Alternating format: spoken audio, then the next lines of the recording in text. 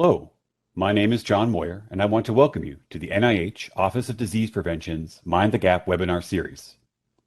This series explores research design, measurement, intervention, data analysis, and other methods of interest to prevention science.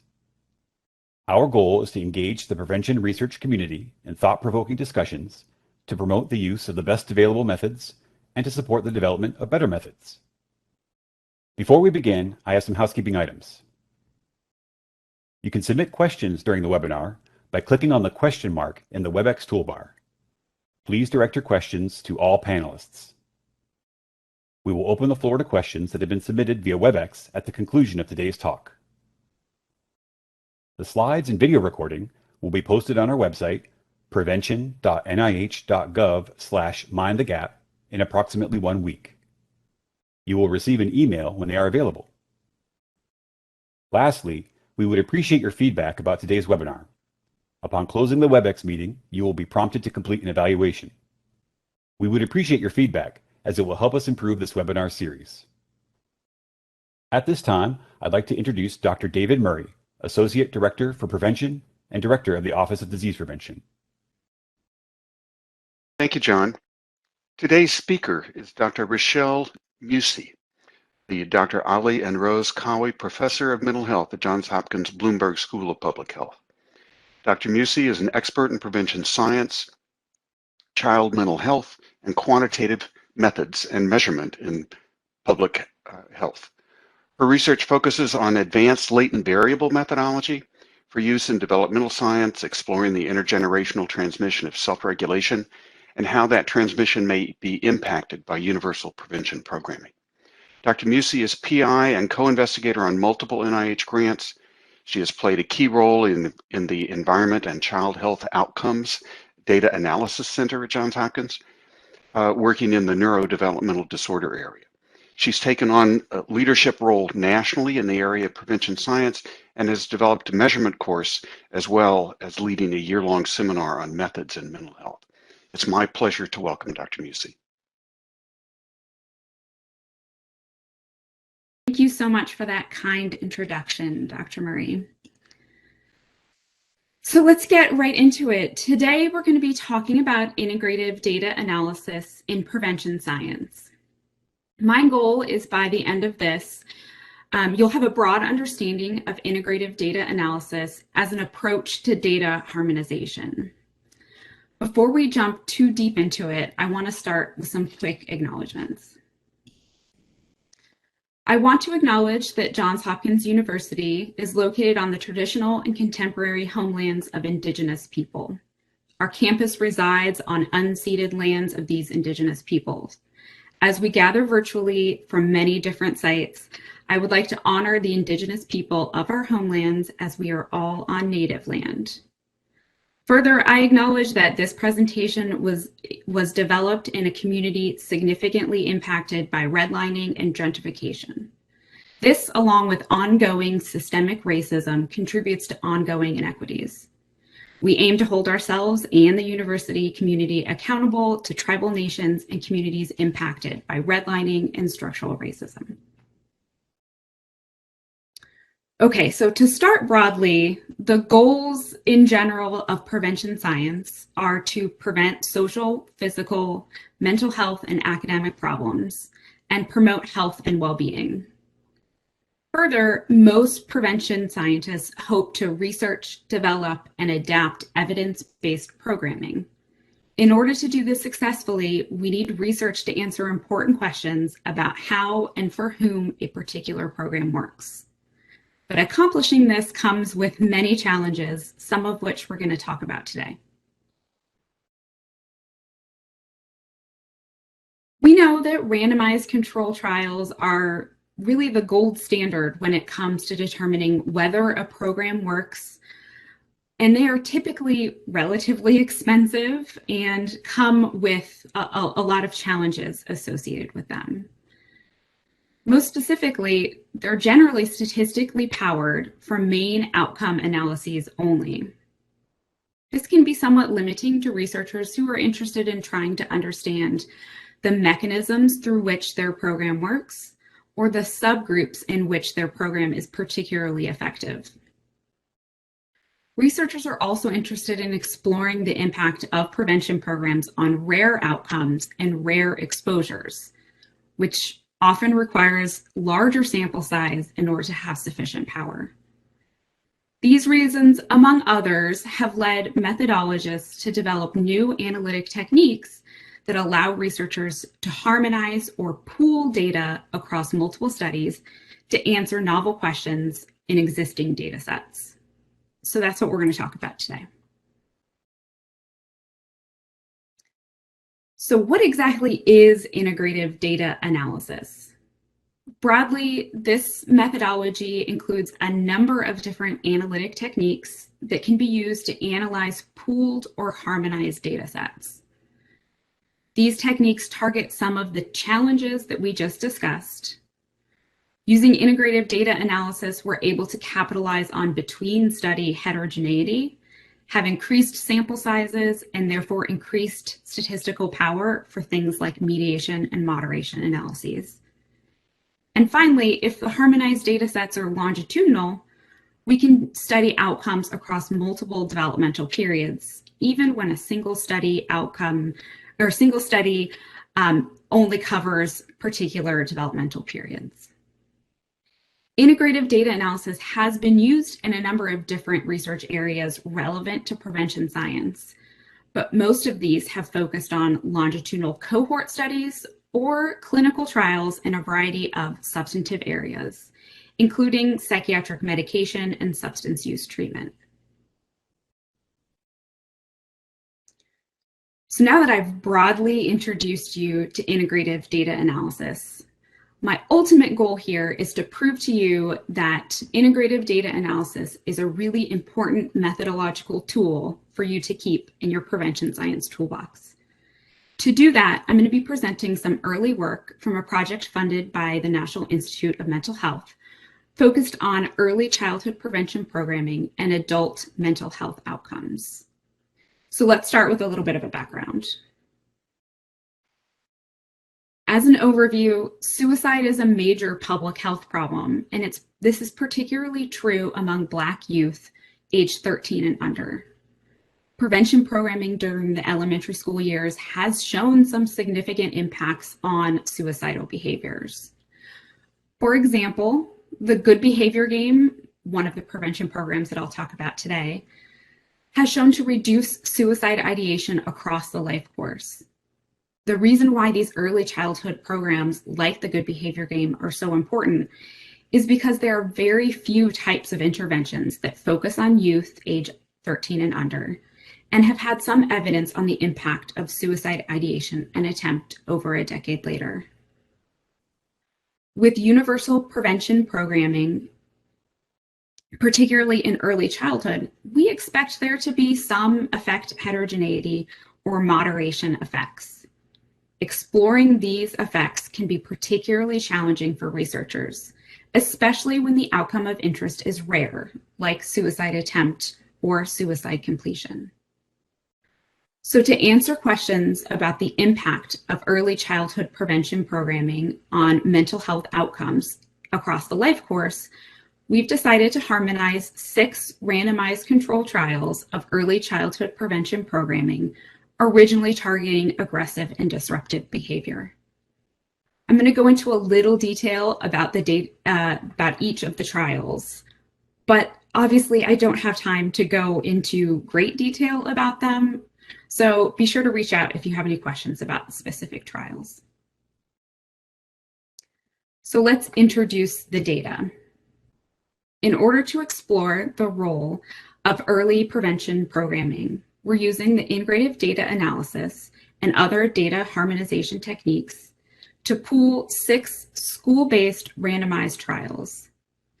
They include the Johns Hopkins Center for Prevention and Early Intervention first and second generation trials and the Paths to PACS trial, all of which are housed here at Hopkins. We also include the Schools and Families Educating Children Study, or the SAFE Children Study, the Fast Track Project, and the Linking the Interests of Families and Teachers Project, or the LIFT project. Each of these studies have a really prominent place in the field of prevention science, serving as a gold standard exemplar for school-based cluster randomized trials. Individually, these studies have demonstrated that childhood prevention programming can have long-term impacts on important outcomes, including, but certainly not limited to, substance misuse, mental health disorders and symptoms, criminal justice involvement, and educational achievement. So we know that each of these trials in their own right have established important intervention effects.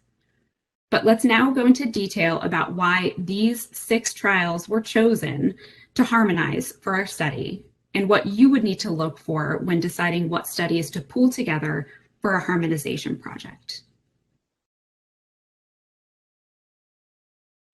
We began our harmonization efforts with existing studies within the Johns Hopkins Center for Prevention and Early Intervention and wanted to find additional trials that had a couple of components. One, we wanted it to be primarily a universal prevention program. We wanted it to be school-based, and we wanted it to happen in early elementary school. And additionally, we wanted it to target aggressive and disruptive behavior. So using a little bit of social capital and connections in the fields, we're able to reach out to the other PIs of 3 trials that targeted aggressive and disruptive behavior with a universal program in childhood. So let's talk a little bit about the similarities and some of the differences of these trials and discuss the key factors that you should consider when trying to choose trials or data sets to harmonize. To begin, and probably most importantly, each of these trials implemented universal prevention programming in childhood. We categorized these programs based on classification types from the Blueprints for Healthy Youth Development. This website is an incredibly rich resource that really helped guide the theoretical framework for this project. As you can see in this table, there are several overlapping types, and overall, each of these trials had programs that targeted specific behaviors, really aggressive and disruptive behaviors.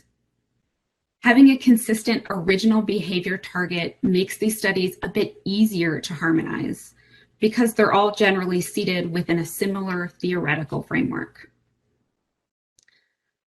Another important factor, particularly when it comes to analyzing this data, is the level of randomization. Across the board, the trials either randomized at the school or classroom level. This cluster randomization and the nested nature of the data needs to be adequately considered when we're analyzing these intervention effects. Finally, you can see some of the basic demographics from each of these studies in the bottom half of this table. Here you can see that the pooled data analysis can help to increase the sample heterogeneity in variables like race and other socio-demographics. In all, with the pooled or harmonized sample, we will have just over 10,000 participants with incredibly rich data regarding a number of mental and behavioral health outcomes. So we can use this harmonized data set to address some of the challenges that we discussed earlier, including having the statistical power to detect intervention impacts on rare outcomes like suicidal attempt and death. And we have enough heterogeneity to be able to explore subgroup analyses. Additionally, we are able to study crossover effects. What I mean there is that we're able to explore the potential unintended benefits of these early childhood prevention programs. So for example, we can see whether this program targeting aggressive and disruptive behavior improved mental health related outcomes in adulthood. And finally, we have extensive measurement across all of these trials, which varied in their longitudinal follow-up. This allows us to take a more life course perspective, so we can look at mechanisms or the proximal targets of these programs. So for example, you can see here We have trials listed in the columns across the table and the age of assessment listed in the rows. If we pool across all of these studies, we will have data across childhood, adolescence, and well into adulthood. This opens the door for unique trajectory modeling, crossover analyses, mediation modeling, and beyond. While there is lots of variability here, what we do have is an overlap in each age bucket, meaning there's no single time point where only one study has available data. This increases our chances of successful data harmonization.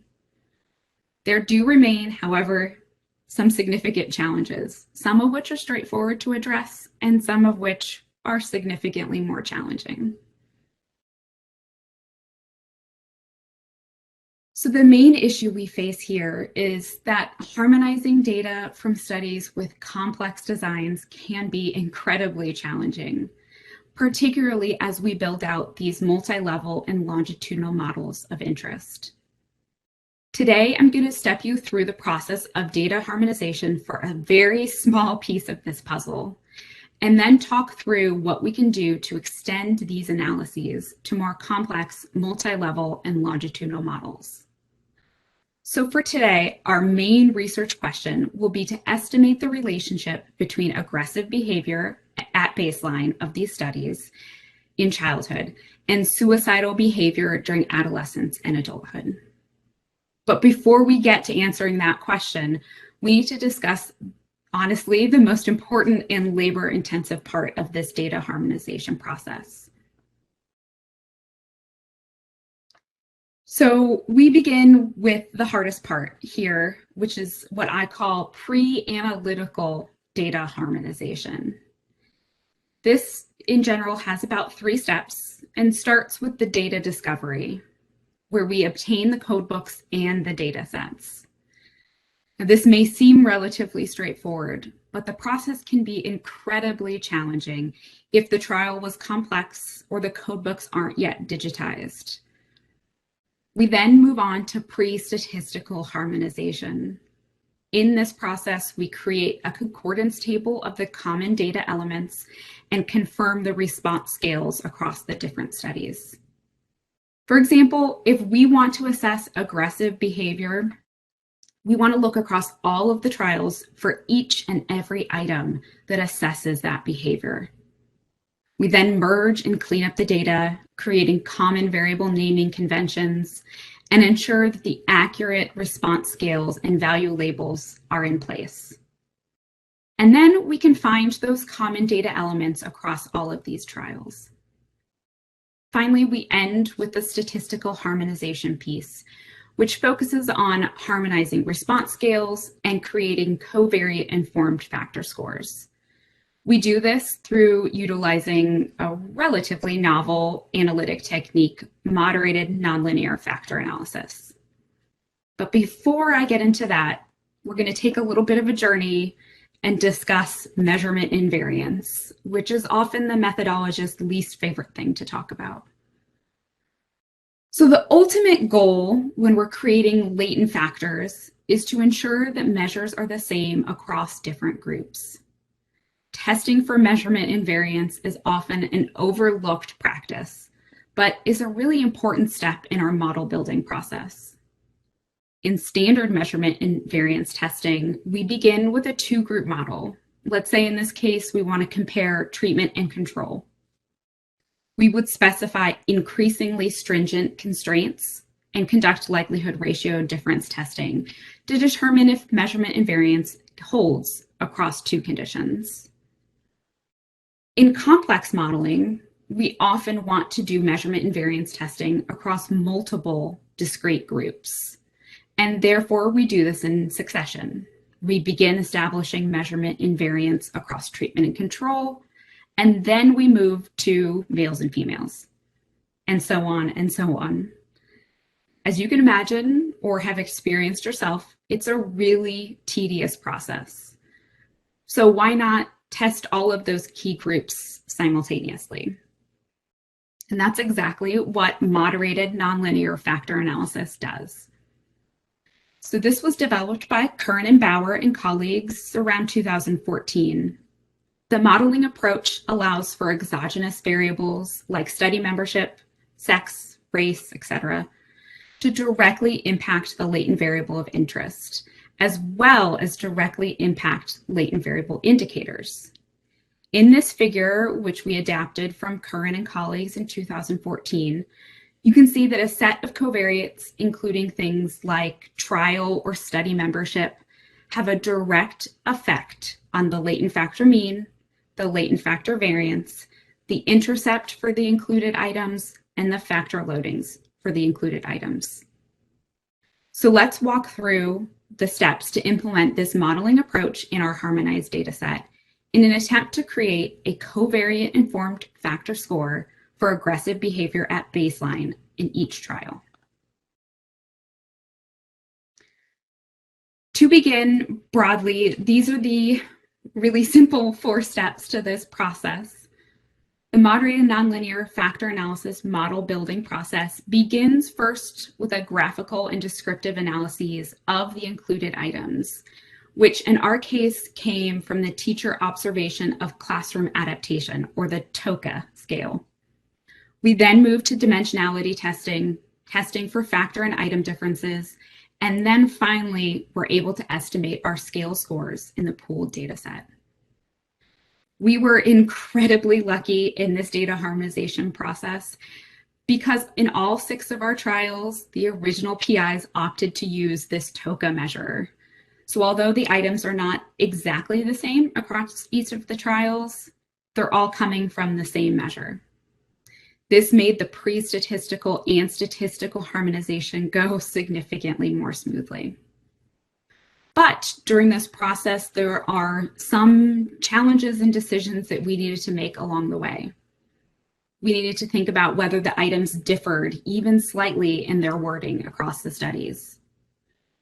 This incorporated both the stem of the item and the response options of those items. We also needed to think very clearly about the combinations of predictors that we included as moderators of the factor mean and variance. And then also making sure that we were very thoughtful in the process of considering differential item functioning among certain item intercepts and loadings. So we'll go into a little bit of detail of that process now. So step 1, we started with an overall distribution of the item responses. So here I am showing you just an exemplar of a single TOCA item on the left-hand side in the original 6-point scale. So this item yells at others. You can see there in the 6-point scale is distributed a little bit wonky. So for the purposes of this particular presentation and for parsimony, we decided to dichotomize these items. But in the future, we do plan on building this model with the original scale. So on the right-hand side of this slide here, you can see the dichotomized frequencies of this particular item. Imagine that same process happening for each of the items in this scale. We then move to dimensionality testing, where we conduct exploratory factor analyses to determine the appropriate number of factors to determine the appropriate number of factors both within each of the trials and then across that pooled data set. So you can imagine here that we're doing 7 exploratory factor analyses, 1 in each of our 6 trials, and then 1 in that final pooled data set. The results of these analyses indicated a single factor model, which is what we pretty much expected. And so we had a single factor of aggressive and disruptive behaviors measured from the TOCA, or the teacher observation of classroom adaptation. We then move to the fun part where we get to test for both factor and item differences as a result of important covariates. So the figure here, again, adapted from Curran and colleagues from 2014, demonstrates how the covariate set, which includes whichever covariates you deem important, impact the latent factor mean, the latent factor variance, the intercepts for the included items, and the factor loadings for the included items. Now, for simplicity, we limited the number of covariates that we included in this process. This is obviously not what you want to do. We really want to have a nice complete picture of covariates. But in our case, we limited it to 3 binary covariates, or 2 binary covariates and 1 categorical covariate, which included the study membership. So here we have study trial membership, sex, and race. And in this initial model, we found that the covariate set significantly predicted the factor mean, all 3 of them, and then only study membership significantly impacted the factor variance. So all 6 of these modeled relationships are what we take forward to the next step of this modeling process. So as you can see here, this is just a really, really tiny snippet of our model building process, which is quite iterative and a little tedious. So what we start with is the model estimated with the covariate set predicting the item intercept and item loadings alongside the factor mean and variance. We do an iterative modeling process where this happens for each individual item. And then we look at the significant paths. This iterative process informs our final model, which accounts for all of the significant paths found during these item-specific models. So what you see there in red are the specific item paths that we will include in our final scale score. The final process happens where we estimate our scale scores in the pooled data set. These are covariate informed factor scores that are estimated using maximum likelihood estimation with robust standard errors and a logit link function. We then have a little bit of freedom to be able to use these factor scores in subsequent analyses. So as an example here, we're going to use this factor score in a simple outcome model where we're predicting suicide attempt.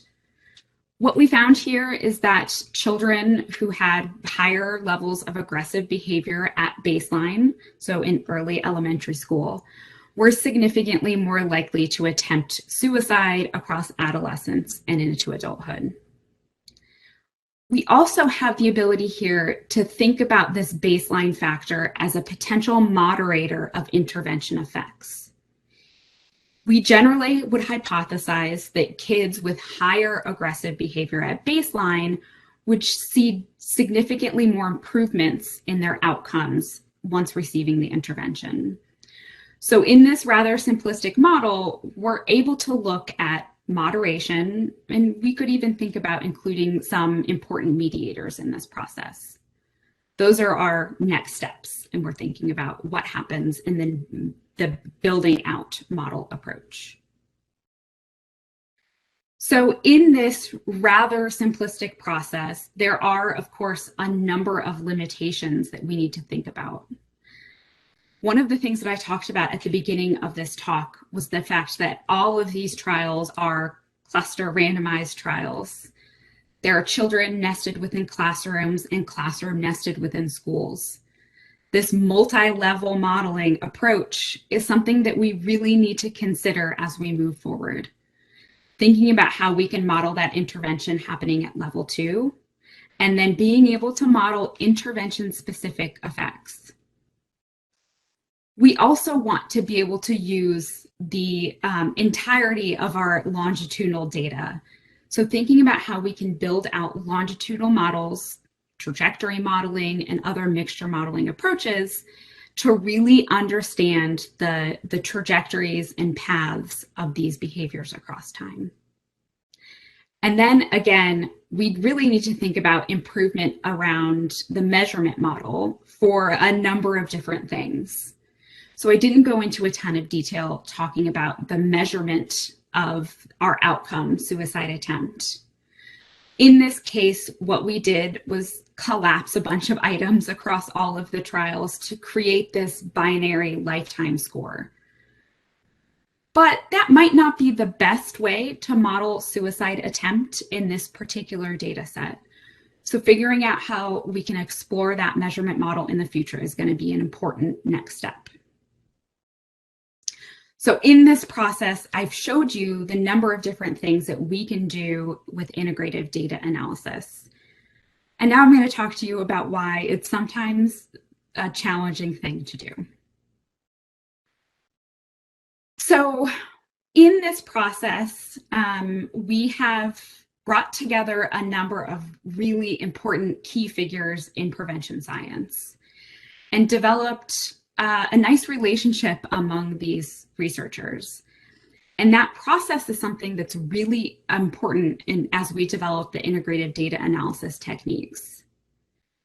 So this process we've coined principal investigator participatory research, which is really similar to that community-based participatory research. But what this means is that we have the PIs of the original studies being involved in the process at each step of the way. They're the ones that know their data the best.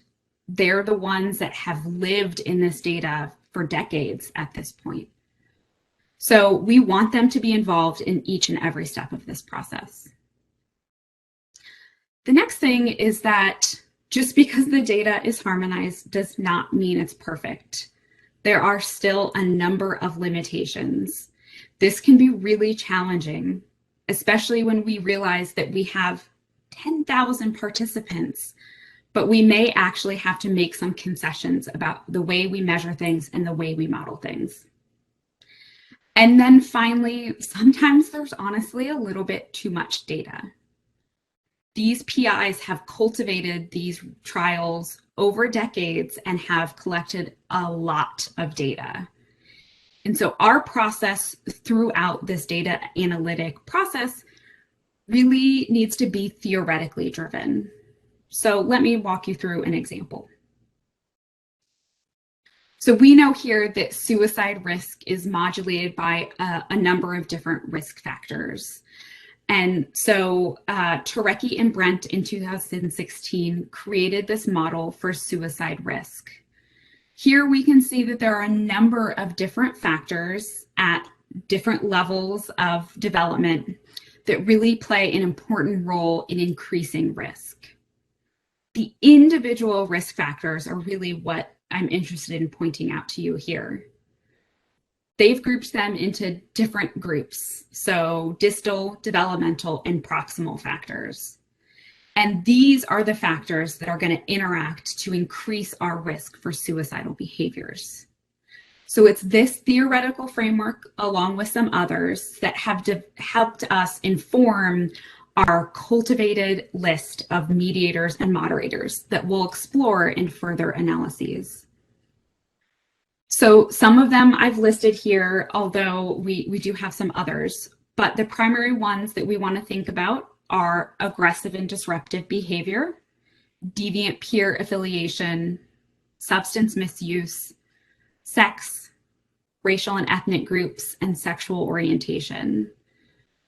Now, you could imagine that with decades of data, there are many ways that we could model and estimate these different variables. So we're going to make sure that we use our theoretical framework along with important analytic strategies to help understand how to model these mediators and moderators. So some important limitations and implications that I want to talk about now are that we really are hypothesizing here that there's going to be long-term crossover effects of these interventions that happened in early childhood. And that understanding these long-term crossover effects are really imperative for researchers, policymakers, and practitioners to really fight for these programs to be implemented more widely in elementary schools.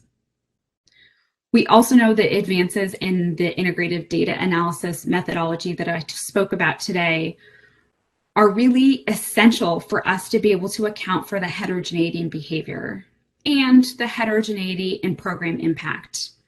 We know that the universal prevention programming that happened in early elementary school is not going to impact every kiddo the same. So it's really important for us to capture that heterogeneity in our modeling process. So as we wrap up here, I want to take a little bit of time to acknowledge the wonderful set of folks that I work with. My amazing co-PI, Dr. Holly Wilcox, who's really been a champion for suicide prevention programming in elementary schools, middle schools, and high schools, and the rest of our Hopkins-based team. The other thing I wanted to point out here is that all of the data sets that we're using in this project have been funded by a variety of institutes, including but not limited to NIDA and NIMH. So the decades and decades of work that has gone into these projects in their own right have allowed us to be able to pool and harmonize this data in really interesting and exciting ways.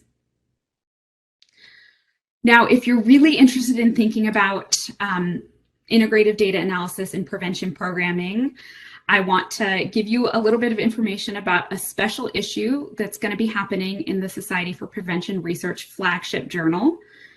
This prevention science special issue is called Innovations and Applications in Integrative Data Analysis and Related Data Harmonization Procedures in Prevention Science.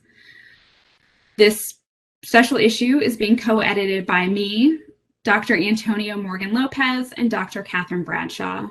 We have letters of intent due on September 1st, which I know is very close to now, but we really look forward to what the field has to offer in terms of data harmonization and prevention science. So thank you for joining today. I really appreciate it.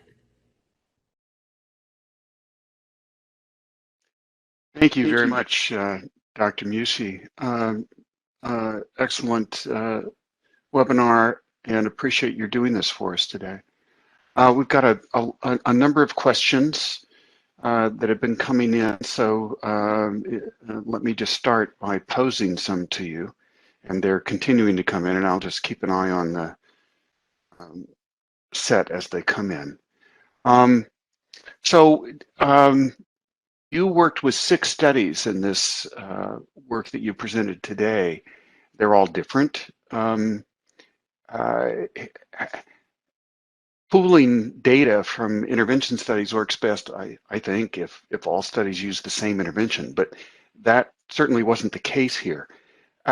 How do you decide if the interventions are similar enough to put those studies together in the first place and consider them for the data harmonization and the other steps that you've taken? Yeah, that's a really important question. One of the things that we really used to help guide us in this process was thinking about the underlying theoretical framework or the theory of change that each of these prevention programs were using in their development. All of them sort of used specific aspects that were somewhat common. So things like a token economy, which is what we see often in the good behavior game, and other attributes. I think in general, we want them to be as similar as possible, but making sure that we get that breadth of trials across the different studies. That certainly makes sense. So the methods that you presented today are one way of synthesizing results across multiple studies. There are other methods that people have been using for years, including meta-analysis. How does this approach compare to something like meta-analysis? Yeah, so that is sort of the most direct comparison here. I sort of find that in many cases, meta-analysis, there are obviously a number of different types of meta-analysis. The most closely related would be individual meta-analysis. So when you have direct control of the data that you're meta-analyzing, not that you're capturing results from peer-reviewed studies. So that individual meta-analysis there is a nice comparison. I think what we get from doing integrative data analysis is the ability to capture more of that heterogeneity and have more direct control over the estimation of the measurement model. That's something that's really important, and being able to capture and use that information across all of those trials. It also allows us the ability to take information from other data sets to help inform our modeling approaches. So we have more complete data, we have more developmental periods being covered in our analyses, and we honestly have just a little bit more control in what's going on. When you showed us the way that you were defining aggressive behavior, you noted that you were taking a 6-point scale and collapsing it to a dichotomy. And most of us have learned that doing that often means that we've lost information and maybe lost power. And you hinted that it might be possible to use the approaches that you talked about without reducing the 6-point item to a dichotomy. Is that possible? And can you say a little bit more about how that would work? Yeah, it is certainly possible within the integrative data analysis framework. It does increase the complexity. This is particularly true if you have low response in some of the sort of more severe of the response scales. So in that case, you really have to do some due diligence to figure out if keeping it in that 6-point scale or altering it in some way is the best option. But it is certainly possible. The reason why we did it for this particular set of analyses was honestly for simplicity's sake. We do eventually want to get to the point where we're capturing that 6-point scale, and also thinking about how we capture that 6-point scale across time. So that's something that we have to make sure we consider. Step by step. Yes, it's a very slow process. The 6 individual studies that you included were each group or cluster randomized trials. And we know that, and you and I have talked about this, we know that such trials require special methods for analysis to account for the positive interclass correlation that we expect in the data. How do you deal with that in the context of integrative data analysis, moderated nonlinear factor analysis? You noted that these were cluster randomized trials, but then I didn't hear mention of the issue further on. Yeah, so for the analysis that I presented today, we flat out ignored the fact that it was nested. In the future, what we will be doing is exploring the expansion of that moderated nonlinear factor analysis to include a multi-level approach. Now, this can be somewhat complicated because we also want to go longitudinal in our approach and also want to impose a nice mixture component on top of it. So in that case, what we will likely do is do one thing first. My push for my sort of data and analyst is to do that multi-level modeling approach first, and then build out the longitudinal model. So what this generally means is that we'll take some factors that are important at level 2 and help use those factors to inform that multi-level factor analysis. So it'll be a very similar approach. We're just pulling it up and making it multi-level. Well, I look forward to those developments. Does this approach allow the same basis for judging causality, the same strength of inference that you can have from the more familiar analytic methods applied to individual trials? It does. One of the things that we need to make sure that we check here, though, is that randomization is going to be important, right? So each of these studies randomized at slightly different levels. So some of them were classroom randomization and some were the school randomization. So making sure that we keep that integrated into the modeling approach will be an important factor to ensure that we're able to make some sort of causal statement. And I'm sorry that the questions aren't along a straight continuum here, but the questions are popping in on different topics. What would happen if the initial exploratory factor analysis across trials turned out to be different? So in that case, that actually did happen with another construct that we were looking into. So in that case, we have to think about building out a multiple group model. So we do still have the ability to harmonize across multiple data sets in that way, but we would keep them multiple group throughout the modeling procedure. It does obviously make things a little bit more complicated. And there are some ways and some concessions that we can make through that process. So perhaps we think about constraining some of our items to be focused on a single construct, or maybe we make it a little bit more expansive. But there can be multiple steps that we do in order to make that process happen. It is a little bit more challenging. So the construct that we explored for that particular one was sort of a self-regulation, impulsivity type construct. And it differed across some of the studies in honestly pretty meaningful ways. And so we went back to the drawing board to think about other items that we could consider to include in the measurement model. The benefit of honestly the richness of these data sets is that we do have a lot of choices when it comes to the creation of these constructs. So in that case, we are now thinking about building out beyond just teacher-reported measures and thinking about self-reported measures and parent-reported measures to help build out that measurement model. But in some cases, we really won't have the opportunity to do that. And in that case, we may have to present some analyses in their separate groups.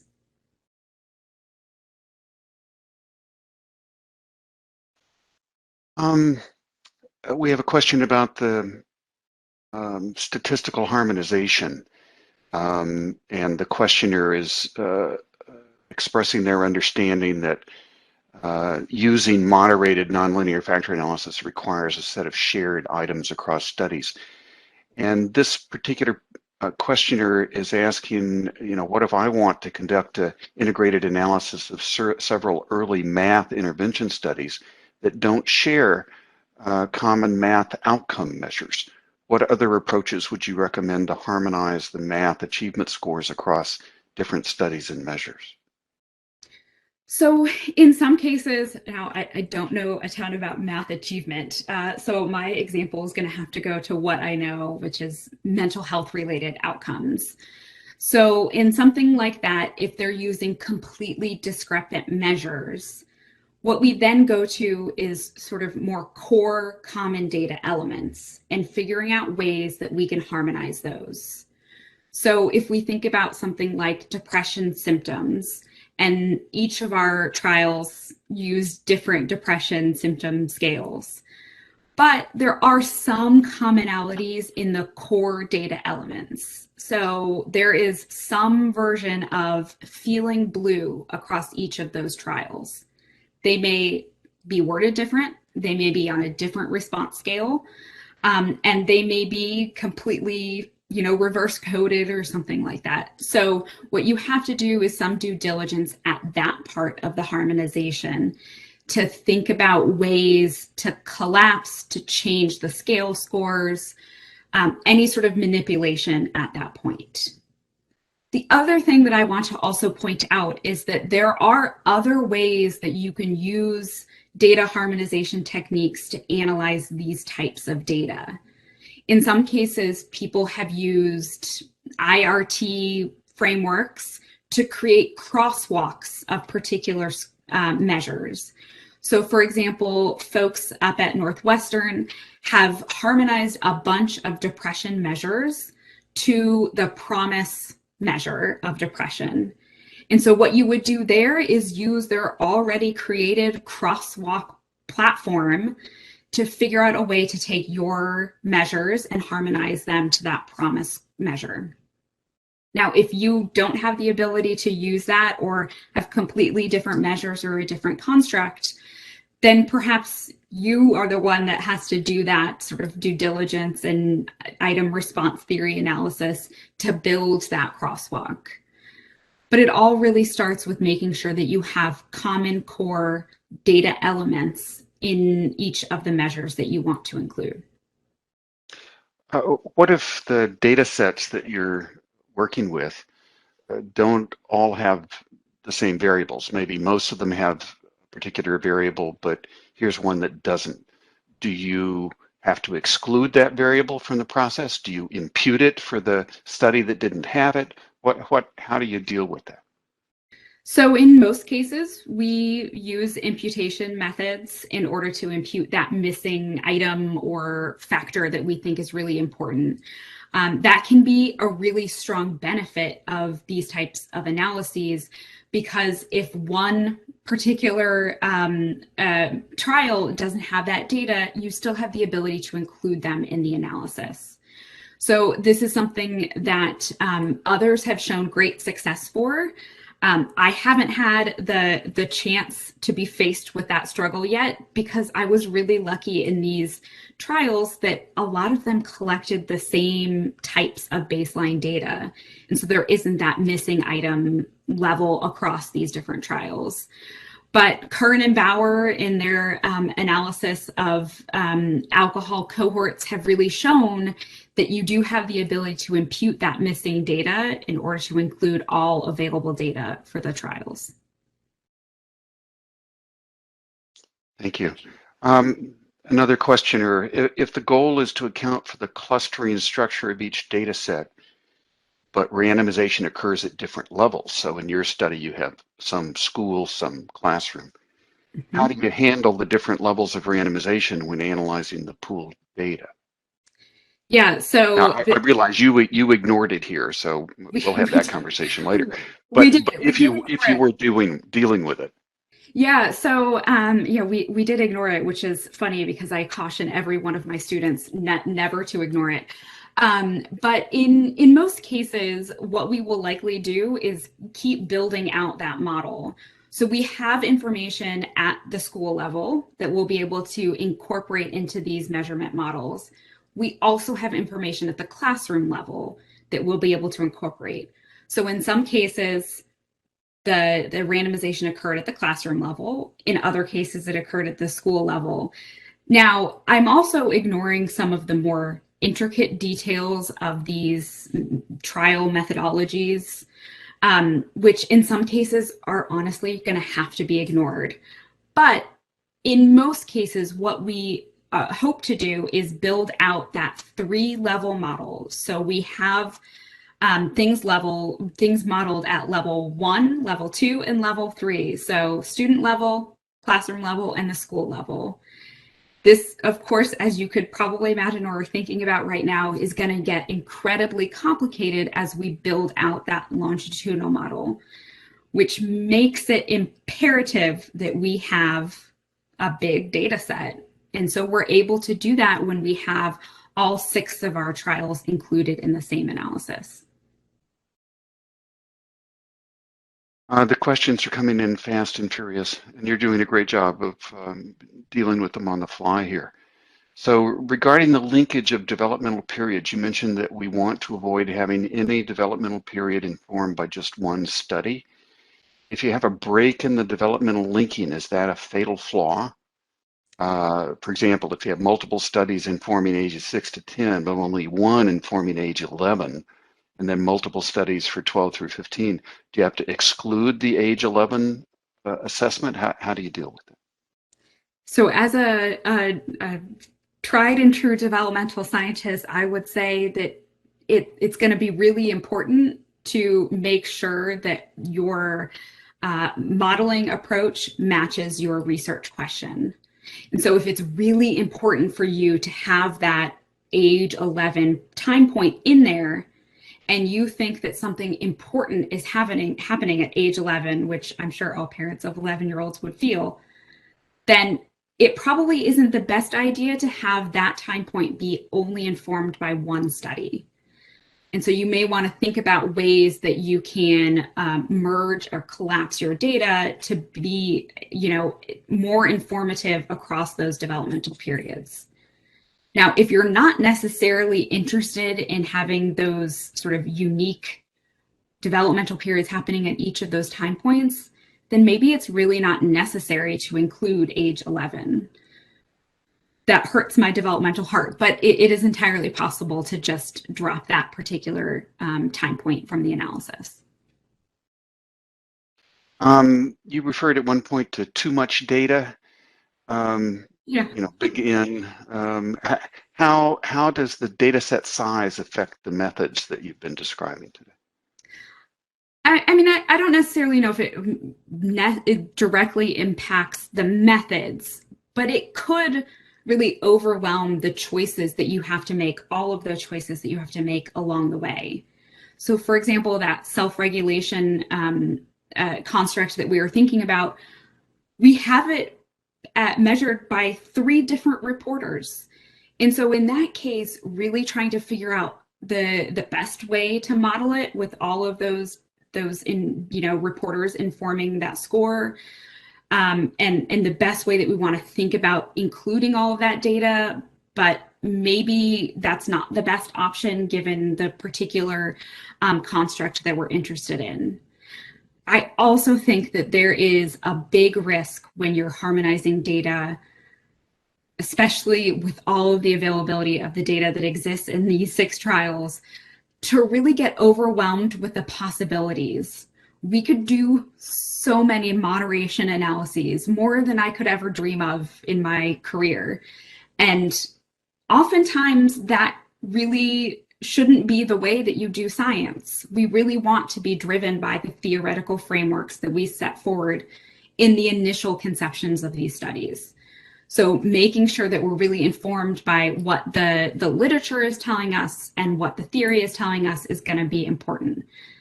The other piece of it is that it takes a lot of work to harmonize these data. So we were very deliberate in the set of data elements that we chose to harmonize or pool across these 6 trials. There are likely thousands more variables that we chose to not harmonize because they weren't part of our original conception of this project. And oftentimes having that ability to really just play in the data is exciting and fun, but can be really detrimental to getting actual science done. And so that's really what I mean there, is that we can often get overwhelmed and giddy with the amount of different mediators and moderators and outcomes that we could explore in this pooled data set. And that can be particularly relevant if you're only used to working in one data set that's relatively small. Now with your pooled data set, it opens up these possibilities that you could have never imagined. So consistent with advice that I've given for years, keep the research question in mind. That's right. Research question and theory. It's where it's at. Is there a particular data analytic package that you use for your integrative data analysis? So I tend to do this in M+, but that's because that's what I was raised with. You do have the ability to do this technique in R. My postdoctoral fellow also has done this in Stata, so there is a lot of flexibility there. And I think as a closing question, are you aware of any collections of papers that use these methods in health research? I know you pointed to a special issue in prevention science that's in the planning, but is there already a collection of papers out there that you could point people to? Yeah, so there was a special section of prevention science that happened, I want to say 2 or 3 years ago now, that sort of started to broach this topic area.